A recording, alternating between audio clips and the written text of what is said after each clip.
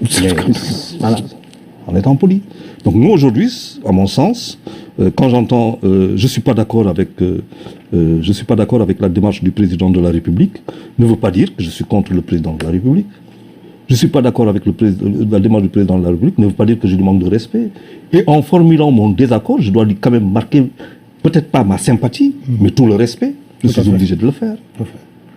Ce président, vous attendez quoi de lui par rapport à son premier ministre? Depuis janvier, ñi ngi xaar ñii dañu wax ni moom il parle d'un gouvernement de combat. Les Sénégalais attendaient plutôt des technocrates yoo xam dañuy ñëw dañu am agenda politique dañuy ñëw pour liggéey. Par rapport à la situation, les inondations, le renchérissement du coût des denrées de première nécessité, qu'est-ce qu'il faut? Quel est le profil idéal? Moi, je pense que le président, il s'est trompé. Je pense que le président s'est trompé dans sa stratégie.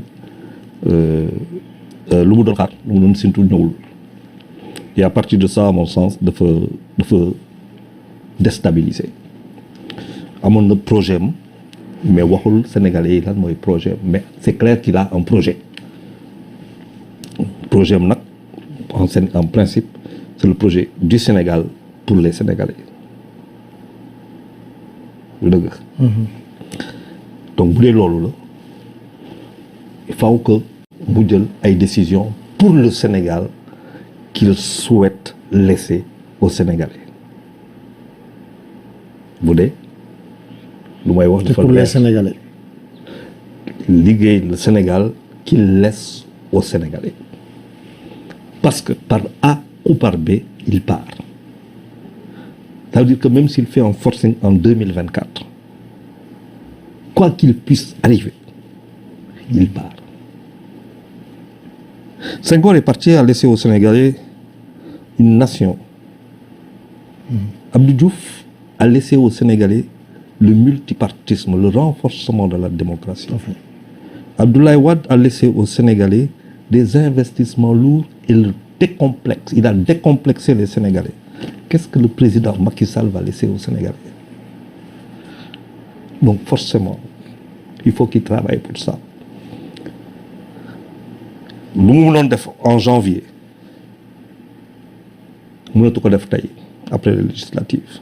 Il est obligé de reconsidérer les choses. Il y a une opposition à laquelle les Sénégalais ont donné un quitus. Jusqu'à, en termes de représentation, nous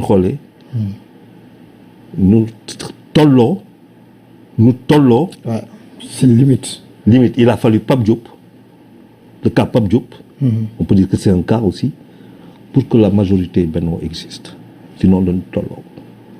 Donc les Sénégalais, c'est des Sénégalais qui l'ont voulu. C'est un message clair qui est envoyé au président de la République. Maintenant, quelle analyse il en fait? Est-ce qu'il attendait ça? Est-ce qu'il s'attendait à ça? Je ne pense pas. Donc il est déstabilisé. Maintenant, quel est le Sénégal qu'il veut laisser aux Sénégalais? Mais en 18 mois, est-ce qu'il a le temps de laisser quelque chose au Sénégal? Si. Moi, je suis convaincu que, en termes de réalisation, en termes d'investissement public, je suis convaincu que le président Macky Sall a fait comme, en tout cas pour les 10 ans qu'il est là, il a battu des records. Il faut savoir reconnaître les qualités. On dit les défauts, mais reconnaissons les qualités. Dans le domaine de la santé, les investissements sont impressionnants. Dans le domaine des réalisations des infrastructures routières, aéroportuaires et tout, on peut dire tout ce qu'on veut. On peut lui reprocher un certain nombre de choses. Les réalisations sont là. Sont-elles opportunes? Les générations. Parce qu'on travaille aussi pour les générations futures. Et ça, c'est une question de maturité politique. Si nous, dans une situation de pour nous, mais qu'est-ce qu'on fait pour nos enfants? Nos enfants, quoi? On ne va pas travailler pour eux? On ne va pas travailler pour nos petits-enfants? Donc, il y a des shifts, des changements qui doivent se faire. Le président a travaillé. Et je dis tout le temps qu'il va falloir peut-être dans 5 ans, dans 10 ans, pour que les générations, celles qui viendront un peu plus jeunes, puissent jouir des investissements qui ont été faits. Nous, peut-être, on peut être là. Et ça, c'est le propre de tous les contemporains, toujours de contester. Il a fait ce travail-là. Du point de vue politique, bilan immatériel, je ne suis comme beaucoup de Sénégalais.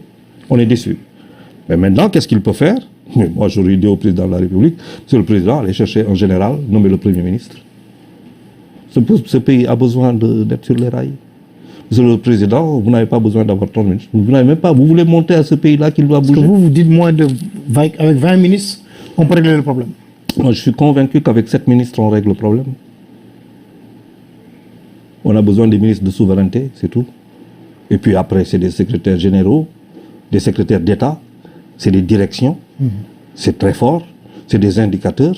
On a un aménagement du territoire que l'on connaît.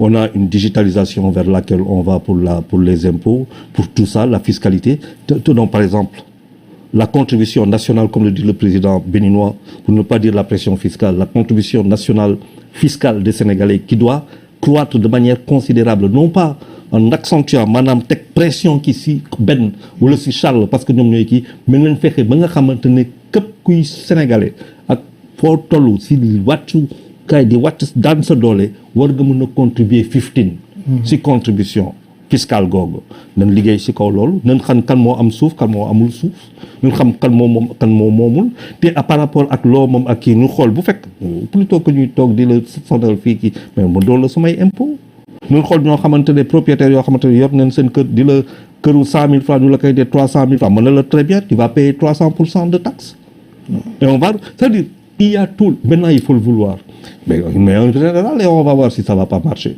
avec 7 ministres et puis le reste va travailler et on va voir si ce pays-là il va pas le changer. C'est-à-dire avec les politiques, les civils, ça travaille pas. Je suis convaincu qu'il y a des choses qu'on a ratées et c'est pas avec le président Macky Sall. Il y a des choses qu'on a ratées yàgg na. C'est-à-dire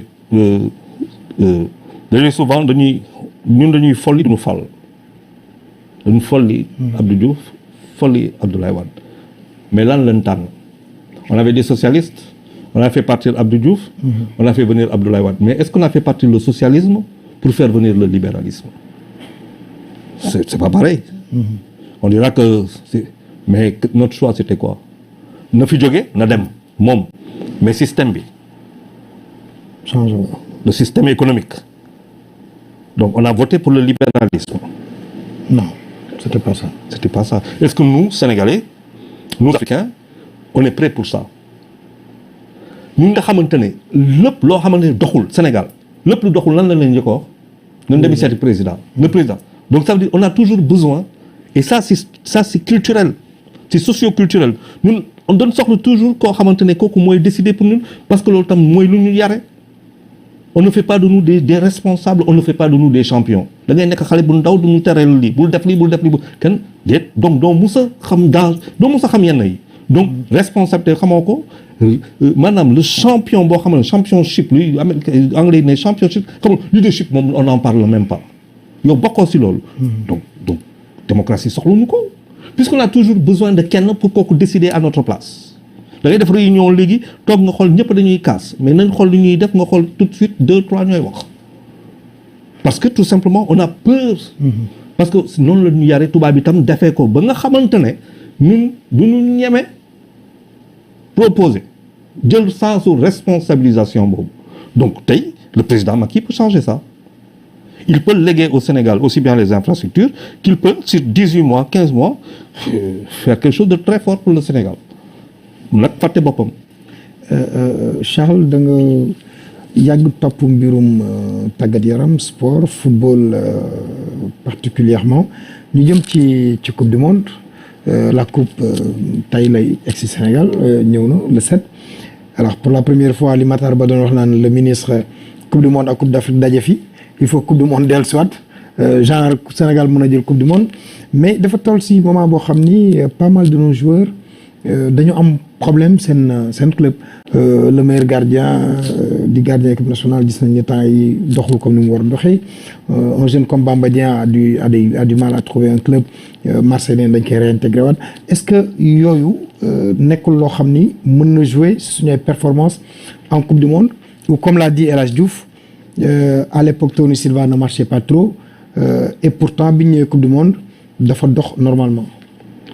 Waaw c'est une question très importante Ben Moi, je commence par respecter le Brésil, 5 fois champion du monde, l'Allemagne, l'Argentine, l'Italie, la France. Il faut les respecter.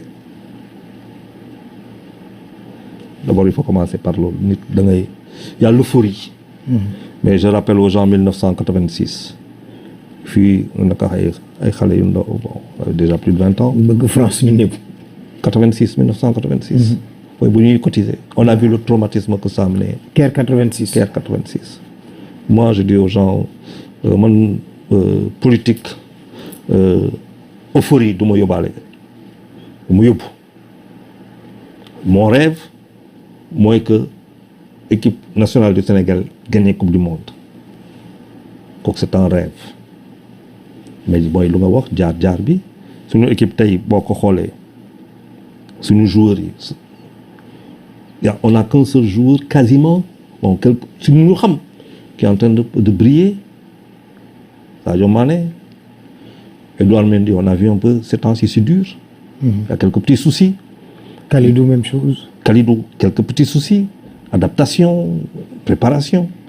Coupe du Monde qui arrive, c'est pas facile. Gana Gueye, oser affronter toute une communauté. On le lui a fait payer. Heureusement qu'il est en Angleterre. Everton l'a bien accueilli. Diallo.